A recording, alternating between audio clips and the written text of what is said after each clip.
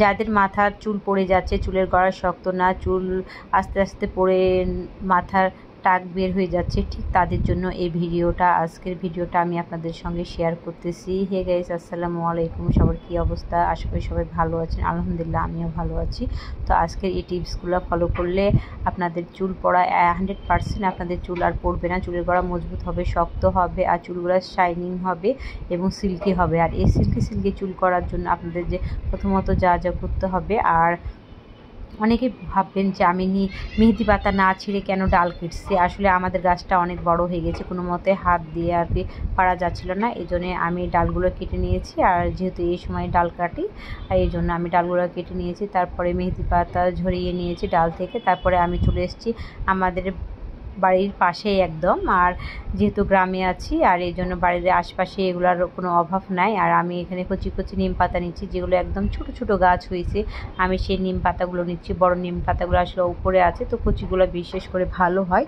এই জন্য আমি প্রথমত মেহেদি পাতা নিয়েছি বাসায় রেখে, তারপরে আমি নিম পাতা নেওয়ার জন্য বাইরে আসছি। তারপরে এই যে মাঠে হচ্ছে দূর্বা ঘাস, জমির ধারে একদম দূর্বা ঘাস আছে, এই দূর্বা ঘাসগুলো আমি নিচ্ছি।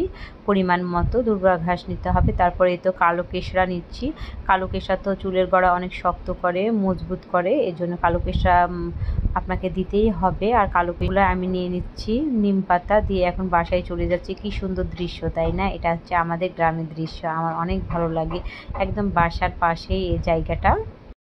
এই প্যাকটা বানানোর জন্য আমি প্রথমত নিয়েছি নিম পাতা, মেহেদি পাতা, জবা ফুলের পাতা, কালো কেশরা, দুবরা ঘাস নিয়েছি, মেথি, আমলকি যদি বাসায় থাকে তাহলে অবশ্যই আমলকিটা দিবেন। অ্যালোভেরা জেলটাও দিতে পারেন, কিন্তু আমি অ্যালোভেরা আর আমলকিটা দিই নাই।